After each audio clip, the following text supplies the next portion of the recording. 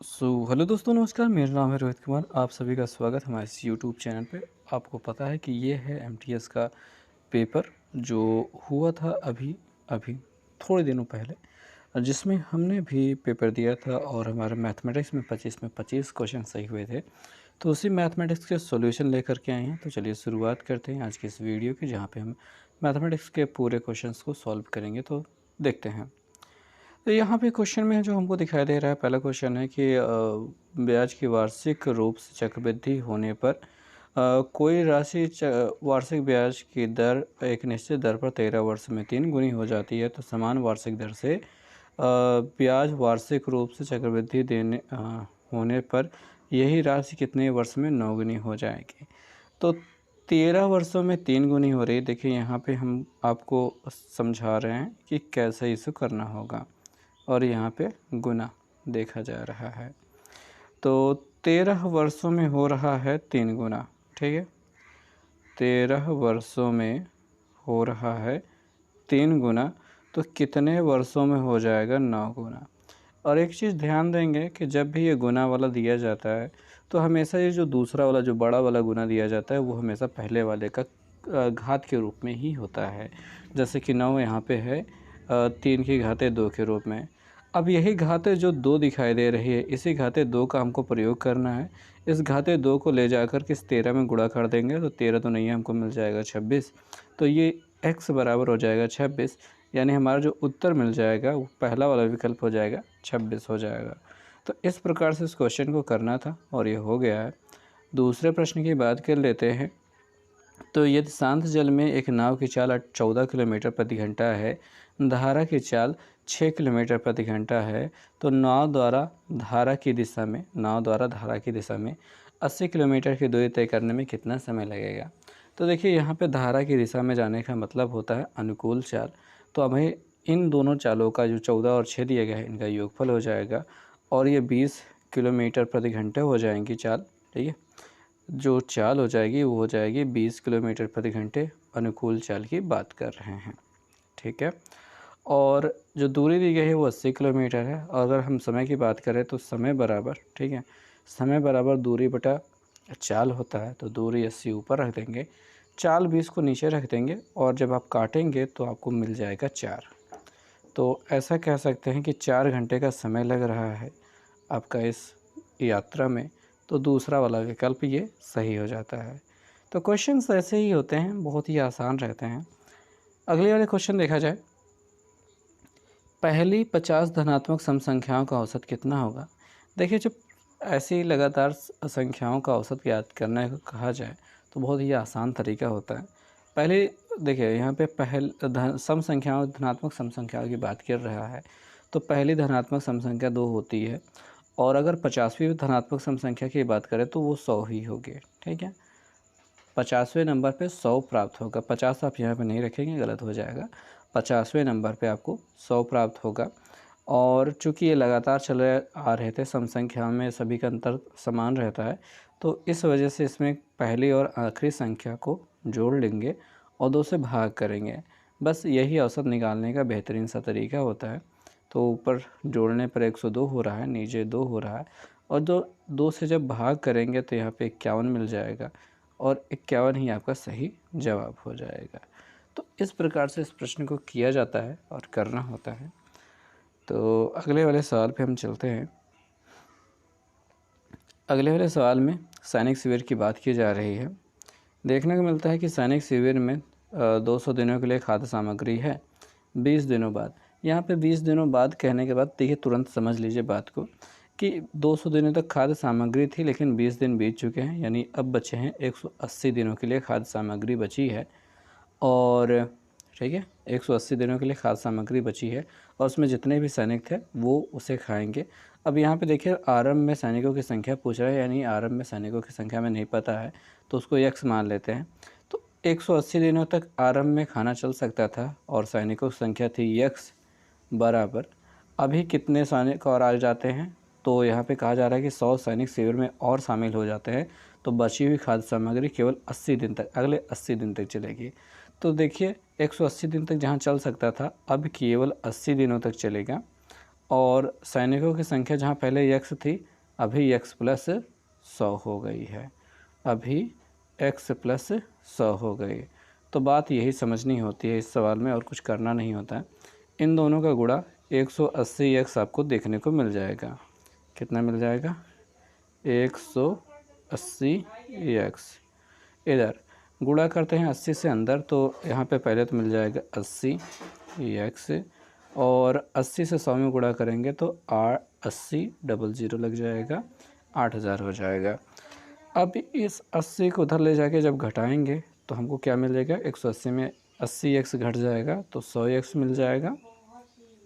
100x बराबर 8000 हो रहा है, और आप समझ रहे हैं कि 2 जीरो को काट दिया जाना है, तो x बराबर हो जाएगा 80।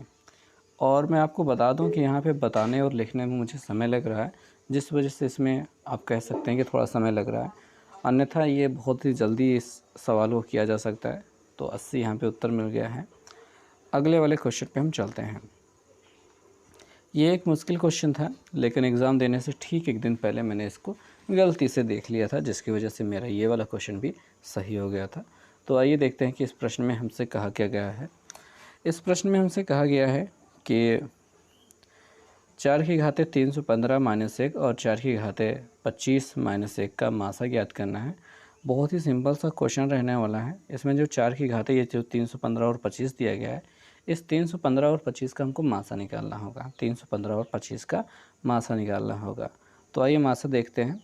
अगर हम बात कर लेते हैं 315 की, तो 315 और जो गिनती है ये 5 से कट रही है, ठीक है। तो 5 से कटती हुई तो दिखाई दे ही रही है, तो 5 से हम लिख लेते हैं। 5 छंग 30, 5 यहीं 15, और ये अब 3 से कट रहा है। 3 दूनी 6, 3 एक नम 3, 3 से काटेंगे फिर से, तो क्या मिल जाएगा? 3 सते 21, और 7 से काटने पर 1 मिल जाएगा। तो इतना हो गया। और 25 का आप जानते ही हैं कि वो 5 से कटता है और 5 मिलता है, फिर 5 से कटता है तो 1 मिल जाता है, और ये ख़त्म हो जाती है बात। और अगर मासा की बात करें तो इसमें केवल आप देख पा रहे हैं कि 5 और 5 ही मिल रहा है, इस वजह से इसका मासा हो जाएगा 5। तो जब इन दोनों संख्याओं का मासा 5 मिल चुका है, तो अब प्रश्न को आगे हल करते हैं। हल करने की प्रक्रिया में हमें ये करना है कि हमें 4 की घाते, ठीक है, 4 की घाते यही 5 लेना है जो कि मासा था। 4 की घाते 5 लेना है जो कि मासा था, और माइनस 1 कर लेना है, ठीक, माइनस 1 कर लेना है, और यही आपका उत्तर हो जाएगा। देखिए पहला वाला विकल्प ये बिल्कुल सही नहीं होगा, तीसरा वाला विकल्प बिल्कुल भी सही नहीं होगा, क्योंकि इसको सॉल्व करने के बाद 1 तो नहीं मिलने वाला है। और अभी हम आपको समझाएंगे, ज़्यादा कुछ बड़ी बात नहीं है। 4 को 5 बार लिख लीजिए और गुणा कर लीजिए। 4 गुणते 4 गुणते 4, और एक बार और 4 लिख देते हैं, एक बार और 4 लिख देते हैं। अब इनका गुणा कर लेना है। तो 4 चौक 16, 4 चौक 16, 16 16 में 196 होता है, ठीक है। चलो 16 16 में नहीं, 256 होता है, सॉरी, 16 16 में 256 होता है। और इसमें 4 से गुणा करेंगे तो 4 छंग 24 का 4 हासिल लगे 2, 4 पंजे 20, 2 22 हासिल लगे 2, और 4 दूनी 8, 8 2 10, यानी 1024 देखने को मिलेगा। 1024 कहाँ पे मिल रहा है? 1024 ये आपको मिल रहा है इसकी घाते 5 का मतलब। और 1000 जब 24 मिल गया है, 1 मिनट, 1024 ढंग से लिख देते हैं। 1024 आपको मिल रहा है। 1024 में एक घटाना है तो 1023 मिल जाएगा। एक घाते करने के बाद 1024 मिला था, और घटाने के बाद 1023 हो जाएगा। तो ये क्वेश्चन हो गया ख़त्म। उम्मीद है समझ में आ गया होगा। बहुत ही ज़्यादा मुश्किल था बट आसान भी था। अगले वाले क्वेश्चन की बात कर लेते हैं। तो ये सिंपल सा है और बहुत ज़्यादा ही सिंपल है। तो हम पहले भाग करेंगे। तो 4 में 2 से भाग करने पर हमें क्या प्राप्त होता है? 2 प्राप्त होता है, और ये प्लस में रहेगा क्योंकि आगे प्लस लिखा गया था, इस वजह से प्लस में ही रहेगा। और एक चीज़ समझा दें कि अगर कोई प्लस में है और माइनस में है तो कट के ख़त्म हो जाता है। +2 -2 दोनों ख़त्म हो जाएंगे, और अपने पास बस 25 और 12 मिल जाएगा। 25 और 12 का योगफल 37 होता है। तो दूसरा वाला विकल्प इस प्रकार से सही हो जाएगा। मतलब ये क्वेश्चन कुछ ज़्यादा ही आसान था। अगला वाला प्रश्न अगर हम देखते हैं तो यहाँ पे हमको पता चलता है कि दो घनों के संपूर्ण पृष्ठीय क्षेत्रफलों का अनुपात क्या है, 49:81 है। इनके आयतनों का अनुपात ज्ञात करना है। देखिए, इस प्रश्न को करने का जो बेहतरीन तरीका होता है वो आपको ये पता होना चाहिए कि जो संपूर्ण पृष्ठीय क्षेत्रफल होता है वो सेंटीमीटर स्क्वायर में नापा जाता है, और जो लंबाई होती है फिर भुजा होती है वो सेंटीमीटर में नापी जाती है, और जो आयतन होता है वो सेंटीमीटर क्यूब में नापा जाता है। तो इसके आधार पर अगर हम देखेंगे तो हमें क्षेत्रफलों का अनुपात दिया है, जो दिया गया है 49:81। तो इसके वर्गमूल से 7:9 मिलेगा, वो आपके भुजाओं का अनुपात हो जाएगा। लेकिन अगर हमको आयतनों का अनुपात निकालना है तो इस 7 का और एक 9 का घन करना होगा। तो 7 सत्ते 49 सत्ते 343, तो 343 और ये 9 का 729 घन जो होता है वो अपना सही जवाब हो जाएगा। तो आपको इस पैटर्न को समझना होगा, जहाँ पे घातें 2 होती हैं, घातें 3 होती है और घातें 1 होती हैं। तो इस हिसाब से अगर समझते हैं बातों को तो आप सही जवाब पर जा रहे होंगे। अगले वाले प्रश्न की बात करते हैं। निम्नलिखित अनुपातों में से कौन सा अनुपात बड़ा है? 2:5, 1:2, 8:15 और 3:5। तो सभी को हमको क्या करना होगा? भाग करना होगा। देखिए, 2:5 का मतलब होता है 2/5। 5 से भाग करेंगे तो जीरो लगाकर दशमलव लगाएंगे, 20 हो जाएगा। 4 5 चौके 20, यानी हमको यहाँ पे इतना देखने को मिलेगा। और 1/2 की बात कर लें, 1:2 की बात कर लें तो ये 0.5 ही होता है, 0.5 ही है। और अगर बात कर लेते हैं 8/15 की, ठीक है, वो भी तो है अपने पास। 8/15 की बात कर लेते हैं तो यार 8/15 तो ऐसे सीधे सीधे समझ में नहीं आ रहा है, तो 15 से 8 में भाग कर लेते हैं, दशमलव लगा लेते हैं, 0 बढ़ा लेते हैं। तो 15 चौके 60 होता है, 15 पचे 75, 15 पचे 1 मिनट, 15 पचे 75 हो जाएगा, बचेगा 5, 0 लग जाएगा। और 15 दूनी 3 45, 15 3 45 हो रहा है। और ये हमको देखने को मिल रहा है 0.53। तो अभी तक तो ये सबसे बड़ा चल रहा है, लेकिन अभी लास्ट वाला बाकी है। तो 3/5 का मतलब हो गया 5 से 3 को भाग करना। तो अगर देखेंगे दशमलव लगाएंगे, 0 बढ़ाएंगे, मतलब 0 बढ़ाएंगे तो 30 हो जाएगा, तो 5 छंग 30 हो जाएगा। तो 0.6 देखने को मिल रहा है। तो ये 0.6 जो होता है सबसे बड़ी गिनती होती है इन सभी में, दशमलव में बदलने के बाद। तो तीसरा वाला विकल्प अपना जो दिखाई दे रहा है 3/5 या 3:5 ही सही जवाब हो जाएगा। अगले प्रश्न में आते हैं। नवा प्रश्न हम देखते हैं कि क्या है इस प्रश्न में। इस प्रश्न में हमसे कहा गया है कि एक पुलिसकर्मी 200 मीटर की दूरी पर एक चोर को देखता है, उसका पीछा करना शुरू करता है। पुलिसकर्मी 9 किलोमीटर प्रति घंटे की चाल से दौड़ता है और चोर 7 किलोमीटर प्रति घंटे की चाल से दौड़ता है। पुलिसकर्मी चोर को कितने समय बाद पकड़ लेगा? तो ये हमको बताना है। तो भैया, यहाँ पे जो चलने वाला है कि पुलिस एक तरफ जा रहा है, उसी तरफ चोर भी जा रहा है। तो दोनों जब एक ही दिशा में जाएंगे तो चालों का अंतर हो जाता है, तो चाल घट जाएगी। तो 9 और 7 दिखाई दे रहा है, इनका अंतर जो हो जाएगा वो 2 किलोमीटर प्रति घंटे हो जाएगा, ठीक है। और जो अपनी दूरी है वो 200 मीटर दी गई है। तो यहाँ पे समय बराबर दूरी बड़े चाल करने वाले हैं। तो समय बराबर जो हमारा टाइम निकालना है, समय बराबर दूरी ऊपर लिखेंगे 200 मीटर और नीचे चाल लिखेंगे अपना 2 किलोमीटर प्रति घंटा, ठीक है। किलोमीटर प्रति घंटे को थोड़ा सा 1000 से गुणा कर देते हैं तो ये मीटर हो जाएगा। और घंटे जो अपना चल रहा था उसमें अगर हम 60 से गुणा कर देते हैं, यानी कि 60 से गुणा नीचे क्या करना। देखो भाई, जिसको दिक्कत हो रही है वो थोड़े से उसके लिए मुश्किल हो जाएगी, तो मैं ऐसा थोड़ा सा अच्छे से समझा देता हूँ और अच्छे से। ऐसा कर लो, इस 2 किलोमीटर प्रति घंटे को आप क्या कर लो, फिर 5/18 से गुणा कर दो। आपको 5/18 तो याद ही होगा। 5/18 से गुणा करने के बाद ये मीटर प्रति सेकंड में बदल जाएगा। और ऊपर मीटर है, नीचे मीटर पर सेकंड है। 2 से काट दो, इसको 9 मिल जाएगा। 9 ये ऊपर जाने वाला है। फ़िलहाल 5 से काटते हैं तो 5 चौके 20 और 0 मिल जाएगा। 9 चौक 36 मिल रहा है। गुणा करने पर 9 चौके 36 और एक 0 लग जाएगा। इतना सेकंड मिल रहा है। लेकिन आपको जो उत्तर दे रहा है वो मिनट में दे रहा है, तो इस सेकंड को 60 से भाग करना होगा। इस मिनट को सेकंड को 60 से भाग करना होगा, एक 0 कट जाएगा, 6 छंग 36 हो जाएगा। तो जो 6 मिल रहा है वो 6 मिनट होगा। अभी तक सेकंड में मिला था, अब मिनट में मिलने लगा। तो इस प्रकार आप देख पाएंगे कि आपका दूसरा वाला विकल्प 6 मिनट सही हो पा रहा है। तो अब हम 10वें नंबर पर सवाल पे पहुंच चुके हैं। आइए देखते हैं कि क्या है। इस प्रश्न में कहा गया है कि अपने पास है करुण ने वरुण से 12,000 रुपये और तरुण से 15,000 रुपये की समान वार्षिक ब्याज की दर से 2 वर्ष के लिए उधार लिया है। करुण ने 2 वर्ष के बाद अवधि के अंत में वरुण को 1,680 रुपये दिए हैं। तो 2 वर्ष की अवधि के अंत में वह तरुण को कितना ब्याज देगा। तो साधारण ब्याज के हिसाब से सवाल लगने वाली है। साधारण ब्याज का अगर हम फार्मूला लिखना चाहें छोटा सा, तो यहाँ पे SI बराबर हम लिखेंगे PR/T/100। ये होता है अपना फार्मूला। तो इस फार्मूले के आधार पर अगर हम वरुण वाला हिसाब देखें, केवल हमको वरुण वाला देखना चाहिए अभी, तो वरुण से 12,000 ले रहा है और वरुण को 1,680 रुपये ब्याज दे रहा है। तो हम यहाँ पे देखेंगे कि यहाँ ब्याज की जगह पे 1,680 रुपये लिख रहे हैं, बराबर लगा रहे हैं, मूलधन की जगह 12,000 लिख रहे हैं और दर हमें ज्ञात करनी होगी पहले, और समय हमारा 2 वर्ष है, बटे हम 100 करने वाले हैं। ये 2 जीरो हमको कटते हुए दिखाई दे रहे हैं इससे, और ये 1 जीरो इससे कटता हुआ हमको दिखाई दे रहा है। और अगर हम 2 से 168 को भाग करें तो 2 8 16, 2 चौके 8 दिखाई दे रहा है और 12 सतह 84 होता हुआ दिखाई दे रहा है।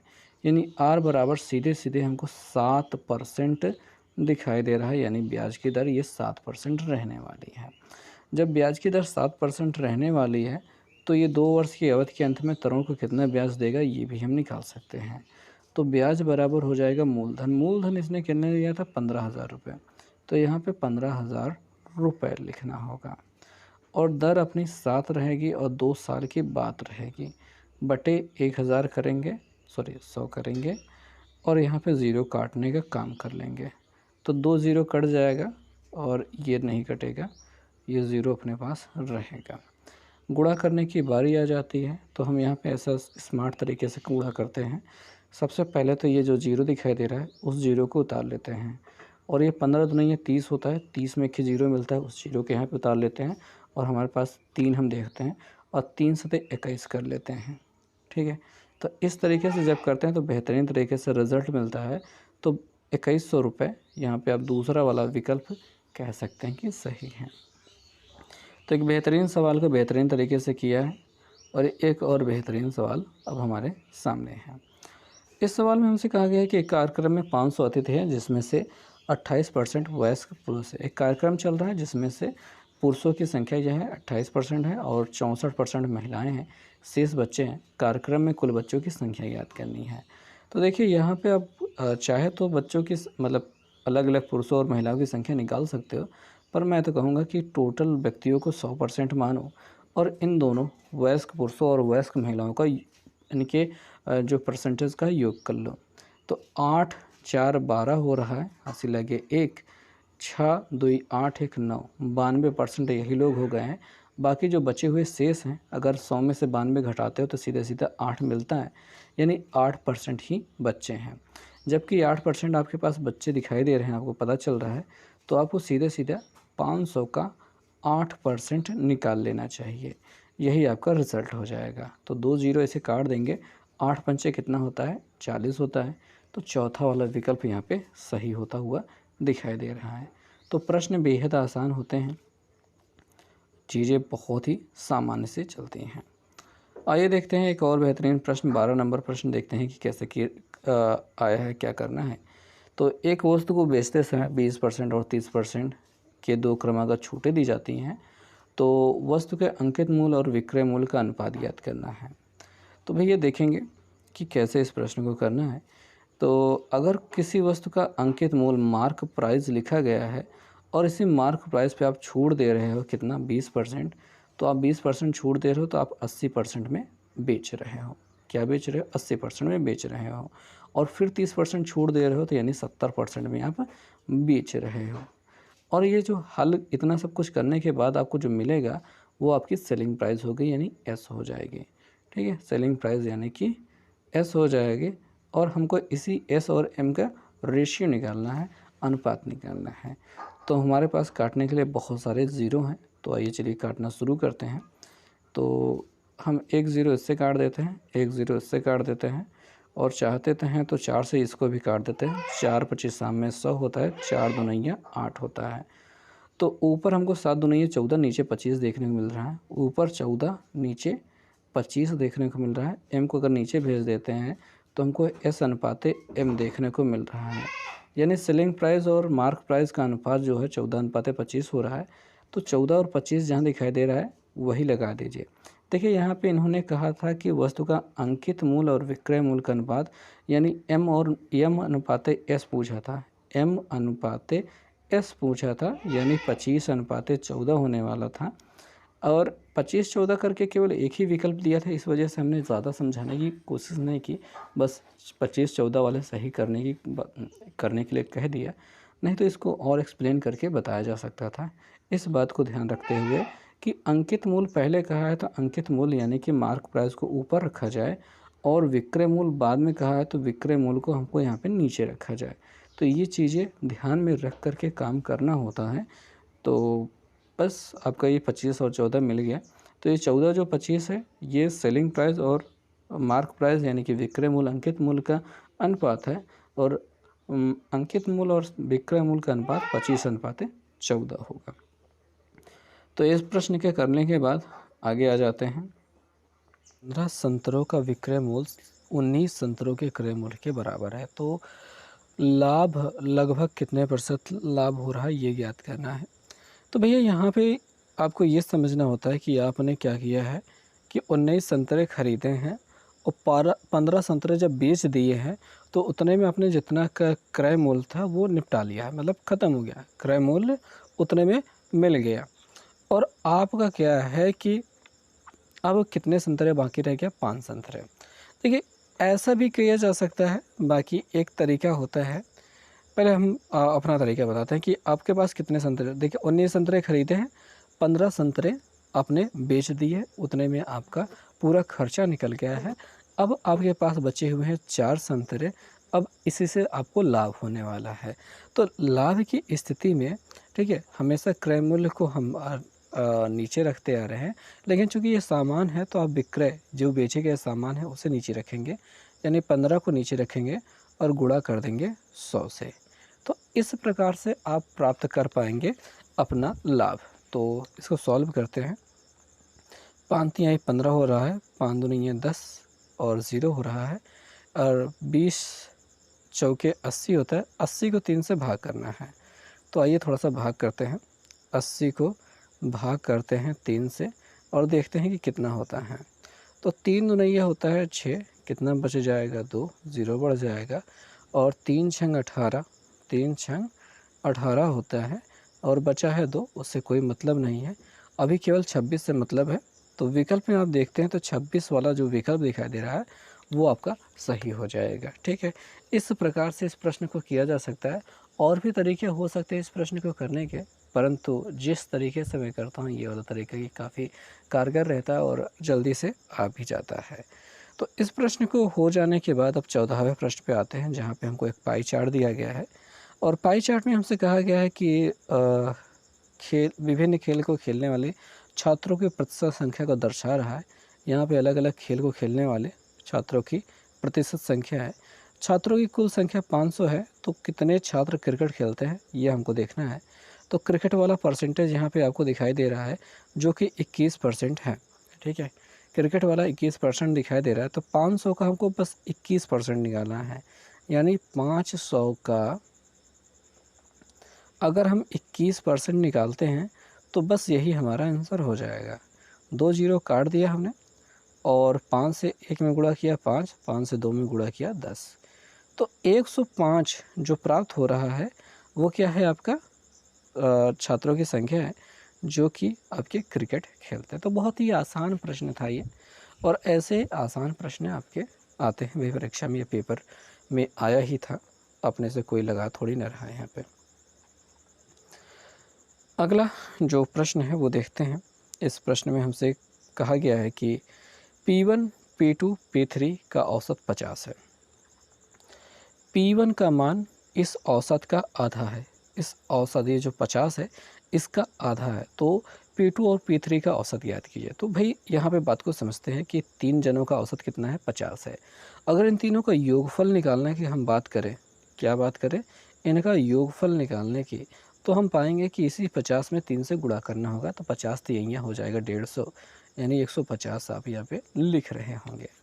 और अगर हम P1 की बात करें तो P1 का मान देखेंगे, कहा जा रहा है कि औसत का आधा है, इस औसत का यानी 50 का आधा, अर्थात वह P1 का मान 25 है। तो इन तीनों ये योगफल में से 25 यानी कि जो कि P1 का मान है, अगर हम घटा देते हैं तो हमको मिल जाता है 125, जो कि हो जाएगा बाकी दो जनों का योगफल यानी P2 और P3 का। और अगर अब इन दोनों का औसत निकालना है तो इसी 125 को हमको भाग कर देना चाहिए, किससे, 2 से, क्योंकि 2 लोग हैं तो 2 से भाग कर देना चाहिए। तो 125 को अगर हम 2 से भाग करते हैं तो हम करेंगे 2 छंग 12, कट जाएगा, 5 उतारेंगे और हम कहेंगे 2 दूनिया 4, तो 1 बचेगा। खैर 62 दशमलव समथिंग जो भी दिखाई दे रहा होगा वही अपना सही जवाब है। तो यहाँ पे देखेंगे चौथा वाला विकल्प जो है 62.5 दिखाई दे रहा है, तो यही सही जवाब हो जाएगा। ठीक है, बाकी अगर दो विकल्प 62 दशमलव ऐसे करके दे रहे होते तो हम दशमलव के बाद भी और आगे हल करते, लेकिन अभी नहीं हल करेंगे, काफ़ी मतलब उसको करने की कोई आवश्यकता नहीं है। एक प्रश्न हमको यहाँ पे देखने को मिलता है, काफ़ी बढ़िया प्रश्न है, ग्राफ से संबंधित है, लेकिन इस ग्राफ में केवल एक ही प्रश्न दिया गया है। देखिए भाई, लेखपाल का अगर आप पेपर देते हैं, पेट का आप पेपर देते हैं, तो आपको देखने को मिल जाएगा एक ग्राफ जिसमें 5 क्वेश्चन का सेट। तो इसमें केवल एक क्वेश्चन मिलता है करने के लिए, तो देखते हैं कि क्या है क्वेश्चन में। क्वेश्चन में कहा गया कि नीचे बार ग्राफ में 4 क्रमागत वर्षों में एक कंपनी द्वारा पंखे और कूलरों के उत्पादन की संख्या को आंकड़ों को दर्शाता है कि कितने कूलर उत्पादित किए गए, कितने पंखे उत्पादित किए गए हैं। तो हमसे यहाँ पे पूछ कर रहा है कि 1998 में उत्पादित पंखों की संख्या। तो 1998 वाला ये हिस्सा दिखाई दे रहा है, और इसमें जो हम पंखों की बात कर रहे हैं तो भैया पंखे जो हैं, पंखे नीले वाले हैं, तो यहाँ पे 23 इसका हिसाब चल रहा है, दोनों 23 हैं, तो हम यहाँ पे पहले 23 लिख लेते हैं। लिख लिया हमने, बैक थोड़ा जूम आउट करते हैं और आगे देखते हैं कि 2001 में 2001 यहाँ पे दिखाई दे रहा है, कूलरों की संख्या का अनुपात ज्ञात करना है। तो 2001 में कूलर यानी कि लाल वाला कितना गया है, 18 गया है, तो हमने वहाँ पे 23 लिखा था, अब ये अनुपाते 18 लिख देते हैं, बस यही हमारा जवाब हो जाएगा। क्योंकि यहाँ पे कुछ हल नहीं करना है, तो तीसरा वाला विकल्प अपना सही हो रहा है। और देखेंगे पहला वाला विकल्प भी काफ़ी नज़दीक है, उल्टे का उल्टा दिया गया है, लेकिन चूँकि अगर आपने क्रम सही रखा है तो आपका विकल्प भी सही होने वाला है। अगला वाला प्रश्न एक काम समय संबंधित महत्वपूर्ण प्रश्न, काफ़ी लंबा प्रश्न, देखते हैं कि कितने समय में हम इसे कर पाएंगे और आपको समझा पाएंगे। प्रश्न में कहा गया है कि S1 और S2 साथ मिलकर कार्य करते हैं, 18 दिन में कार्य कर सकते हैं।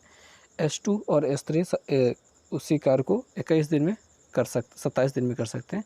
S3 और S1 मिलकर के उसे 54 दिन में कर सकते हैं। तीनों जब साथ मिल जाएं और करते हैं तो उस कार्य के 50% काम को कितने दिनों में कर सकते हैं, 50% काम को, कार्य के 50% को कितने दिन में कर पाएंगे। तो भैया आप यहाँ पे समझ पाते हैं कि यहाँ पे जो सिचुएशन चलने वाली है वो ये है कि जो S1 है और S2 है, ठीक है जी, S2 ये जो कार्य कर रहे हैं वो कितने दिन में कर रहे हैं, 18 दिन में, ठीक। और ये 18 दिन, लेकिन 18 दिन में लिख करके ये गलत हो जाएगा, 1/18 हम करेंगे, ज़्यादा बेहतर रहेगा। तो हम यहाँ पे अगर आप समझ पाते हैं, सीधे सीधे हम समझाते हैं कि ये जब सभी को जोड़ेंगे 1/18 प्लस 1/27 प्लस 1/54, ठीक है, यही चलने वाला है। लेकिन आप ध्यान देंगे कि S1 S2 S2 S3 और S3 S1 करके जब जाएगा तो ये इनको जोड़ने पर 2 बार मिलेगा, तो यानी कि बार हमारे पास यहाँ पे 2 S1 plus S2 plus S3 देखने को मिल रहा होगा, S3 देखने को मिल रहा होगा एक बार। थोड़ा सा इरेज कर देते हैं, थोड़ा सा और अच्छे से लिखते हैं कि हमारे पास यहाँ पे 2 कोष्टक में S1 plus S2 plus S3 देखने को मिल रहा होगा इसके बराबर। ओके, तो इनको जो सॉल्व करने पर मिलने वाला है हमें पहले उसकी ज़रूरत है।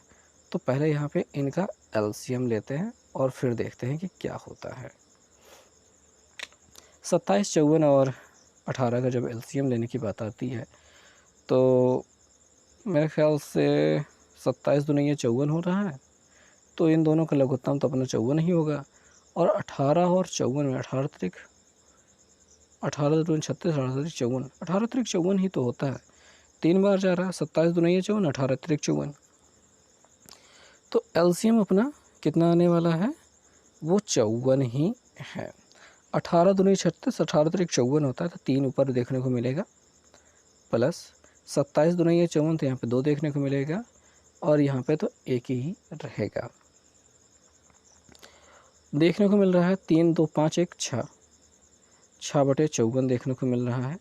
6 से कट जाना चाहिए और कटेगा भी, काटेंगे तो कितना मिलेगा, 6 एकम 6 ऊपर हो गया, 6 9 54, नीचे मिल रहा है 9। तो अर्थात क्या हो रहा है, 1/9 मिल रहा है। और इस 9 में अभी हम यहाँ पे 2 से जब गुणा करेंगे, ये वाला जो 2 है उधर जाके गुणा करेगा तो 9 दूनी 18 हो जाएगा। आप ये कह सकते हैं कि ये जो 18 प्राप्त हुआ है, ठीक है, 9 दूनी 18 जो प्राप्त हुआ है, तो ये पूरा काम 18 दिन में कर सकता है। लेकिन चूँकि हमसे इसके 50% काम करने को ही कहा जा रहा था, तो हम कहेंगे कि 9 दिन में ही काम समाप्त किया जाएगा, क्योंकि इसने 50% काम करने की बात की थी। पूरा काम 18 दिन में हो रहा है, तो आधा काम अपना 9 दिन में हो जाएगा। तो इस प्रकार से इस प्रश्न का आंसर मिला था।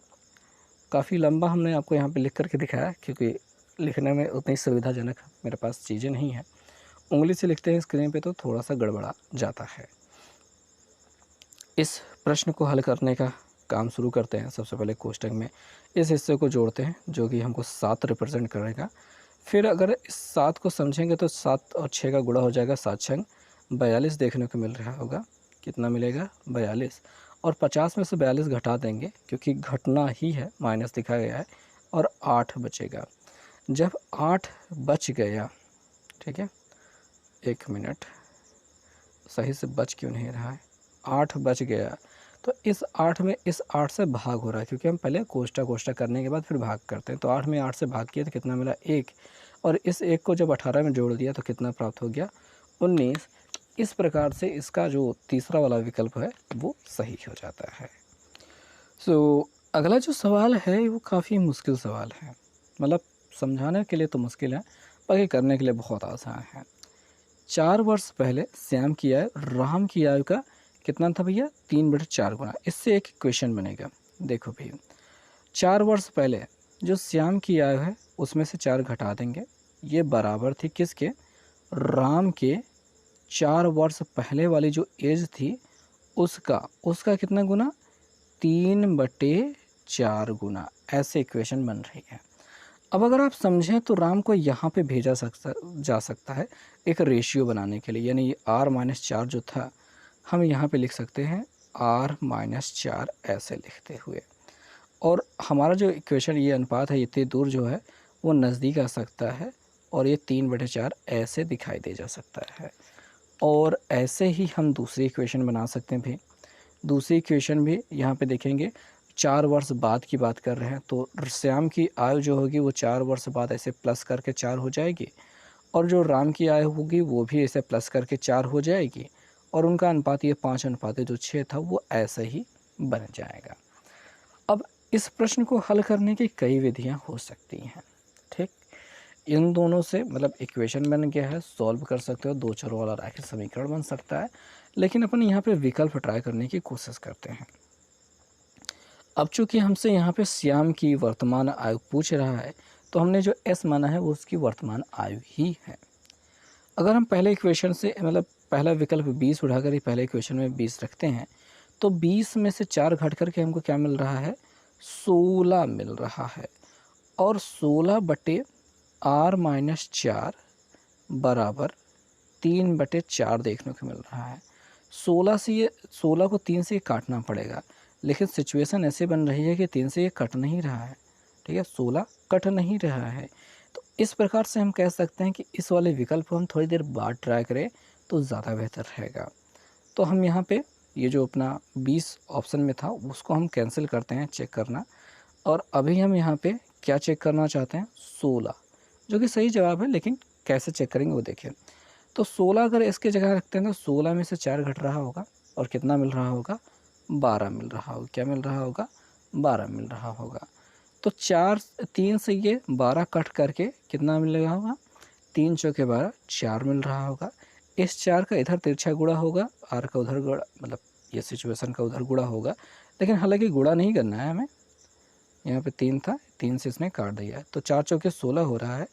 और 16 ये जो -4 है, 16 के पास जाकर के जो 4 चौके यहाँ पे 16 बन रहा था, तो 16 के पास जाकर के जुड़ जाएगा, तो आर बराबर क्या देखने को मिल जाएगा, 20 देखने को मिल जाएगा। आर बराबर क्या देखने को मिल जाएगा, 20 देखने को मिल जाएगा। और एस बराबर यानी कि सैम की आयु 16 वर्ष हमने मानी है। अगर यही सेम चीज़ें अगर हम दूसरे इक्वेशन में रखते हैं और ये संतुष्ट कर जाता है, यानी हमारा जवाब सही है। तो हम यहाँ पे रखने की कोशिश करते हैं। इसके जगह पे हमने वही 16 रखा, 16 4 20 देखने को मिल रहा है। और अगर हम आर की जगह पे 20 रखें जो कि हमने निकाला है, तो 20 4 24 हो रहा है, जो कि यहाँ पे देखने को मिल रहा है। अब ये दोनों गिनतियाँ 4 से कट रही है, तो 4 पंजे 20, 4 छंग 24, यानी जो रेशियो हो रहा है 5:6 का वो मिल रहा है। तो ये सारी चीज़ें संभव हो पाई हैं दूसरे वाले विकल्प के कारण, पहला वाले विकल्प से नहीं हो पा रहा था, तीसरे या चौथे से जाते तब पर भी नहीं हो पाता। तो ये सारी सिचुएशन आपके दूसरे विकल्प के कारण सही हुई, तो दूसरा विकल्प अपना सही जवाब होगा। अगले वाले प्रश्न में चलते हैं, जो कि काफ़ी आसान प्रश्न है। इस प्रश्न में कहा गया कि 4 क्रमागत संख्याओं का औसत 64 है। इसमें सम विषम वगैरह कुछ नहीं कहा गया, केवल लगातार संख्याओं की बात की जा रही है। तो जो 64 है अपना बीचों बीच आएगा, हालांकि 64 पूरा नहीं है, 64.5 है। अगर हम बात करें इसके तुरंत बाद आने वाली संख्या की, तो 64 से जो बड़ा गिनती होता है 64.5 से, या फिर 64 से बड़ी गिनती होती है, वो अपनी होती है कितनी, 65 होती है।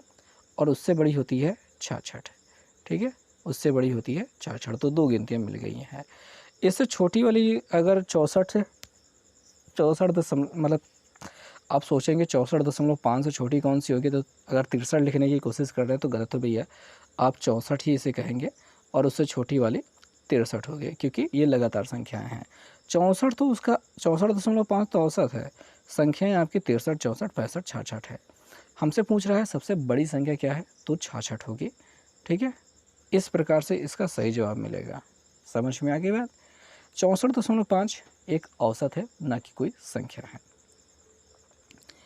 अगली वाले सवाल पे चलते हैं, जो कि काफ़ी आसान सवाल है। परसेंटेज का मान मतलब सॉल्व करते हुए निकालना है। तो 301 के 14 सही 2/7% की बात करेंगे, तो देखेंगे कि 301 जो है लिख लिया गुणते। अब यहाँ पे 14 सही 2/7 का मतलब क्या हो गया, 14 और 7 का गुणा। यार 14 और 7 का गुणा तो आता ही नहीं है। 14 सत्ते कितना होता है, 14 सत्ते 98 होता है क्या, 14 सत्ते 98 होता है, 98 2 100, ऊपर 100 नीचे 7 और परसेंट लगाने के लिए नीचे 100 फिर से लिखना होगा। आगे बढ़ते हैं, प्लस लगाते हैं, और यहाँ पे कितना हो रहा है, 184 का 12.5%, 12.5%, ये काफ़ी नज़दीक के मामले हैं। ये 100 से 100 कट रहा है, और मेरी उम्मीद है कि 7 से ये जो भी लिखा है 301 वो भी कटेगा। 7 एकम 7, 7 से काटते हैं, 7 लिखेंगे, 7 चौके 28, 7 चौके 28 बचेगा 2, 2 और 1 मिलकर 21 हो रहा है, 7 तरीके कैसे, यानी कि आगे तो हमको 43 देखने को मिल रहा है।